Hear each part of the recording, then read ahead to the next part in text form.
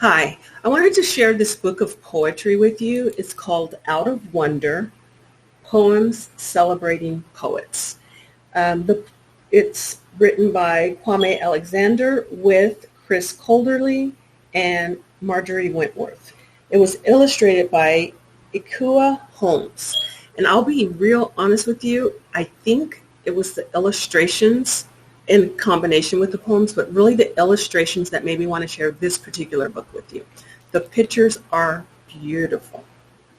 All of the poems are celebrating specific poets that these three people, Kwame Alexander, Chris Colderly, and Marjorie Wentworth, wanted to kind of pay tribute to some of their favorite poets.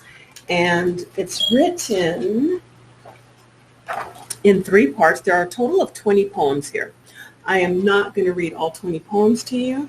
This is written in three parts, and so I'm going to read the information at the beginning of each part, and then I'm going to pick one poem from each section. And so that's why I have the little yellow stickers here, so that I know where I've picked out I've already picked out what I want to read.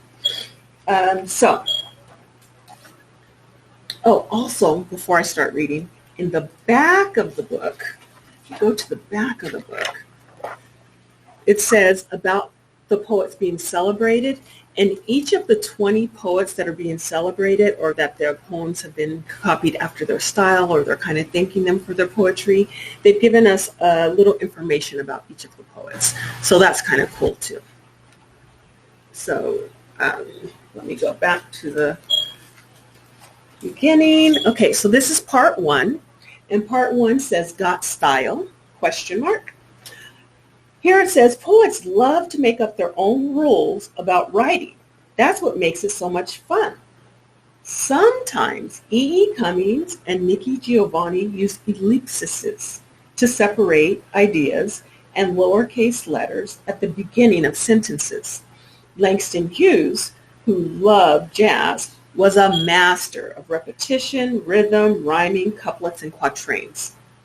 The poems in this section pay tribute to the poets being celebrated by adopting their styles and their rhythms. So in this section, I picked, well, before I go to that, I just want you to see some of the beautiful artwork. Look at these pretty, colorful pictures.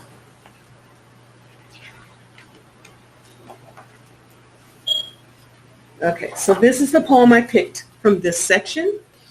It's called Snapshots, and it's celebrating Nikki Giovanni. If you look at the picture closely, you can see snowflakes. You can see a girl sticking her tongue out. Actually, both of them are sticking their tongues out, and they've got, they're bundled up pretty tightly because it's cold outside. Okay, Snapshots celebrating Nikki Giovanni.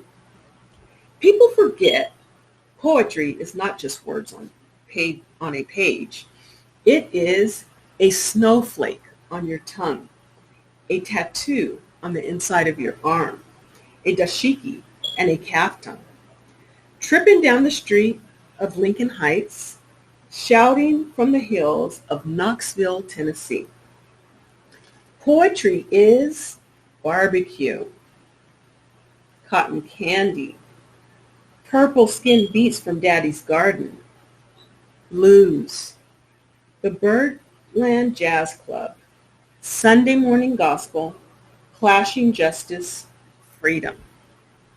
Poetry is remembering the things that matter, the ones you love when night comes softly, like ripples on a pond. So section 2 is titled In Your Shoes. And here it says, sometimes our poems sound like they were written by our favorite poets, and that is okay. It's easy to incorporate the feelings and themes of the poet we are reading into our own work. Walter Dean Myers loved basketball. Judith Wright was a well-known environmentalist. And Billy Collins makes you laugh out loud with his conversational and witty observations on the everyday happenings of life. Using these ideas, we can create our own masterpieces. So I'll show you some of the artwork.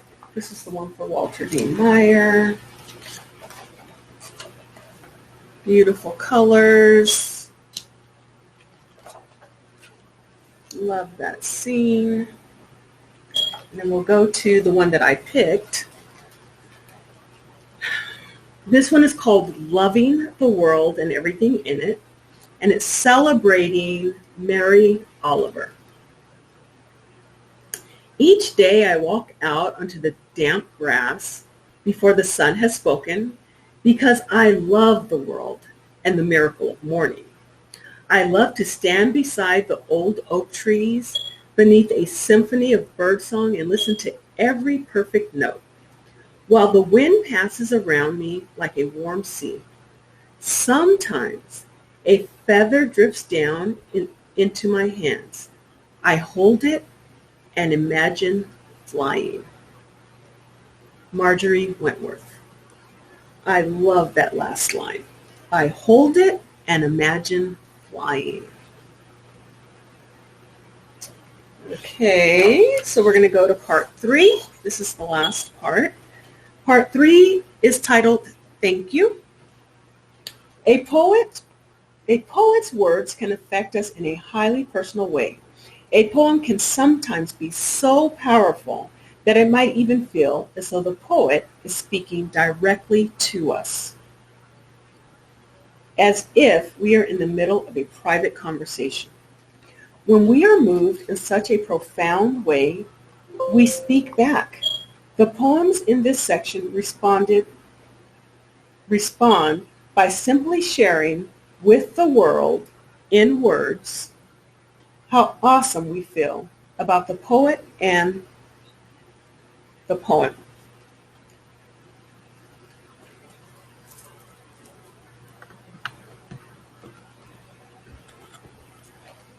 And so I'll show you a couple of the pictures. This one was for Gwendolyn Brooks, one of my favorites. Cisneros, also one of my favorites. I have a lot of favorites. I almost chose this one to read. I had a hard time deciding which ones to read, but I ended on this one. Love the pictures, love the colors. This one is titled For Our Children's Children. And this one is celebrating Chief Dan George. Greet the new day like a stranger entering it for the first time. Listen to the rivers, the raven's song, the woodpecker's knock, and your beating heart. Walk softly, mind. Mind the leaves dancing in shaky hands of an old maple. Let the shadows of drifting clouds warm your cheek and whisper softly. Share the earth with all the creatures. Love them, and they will love you back. This one was written by Chris Colderfly.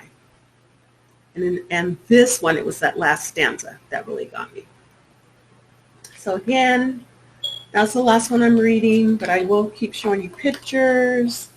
I love this picture. I'd love to have this picture hanging in my living room.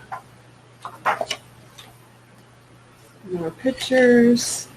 And then the last part that I talked to you about with the bios on each of the information on each of the poets being celebrated. So there you have it. Out of Wonder. Can't get this situated.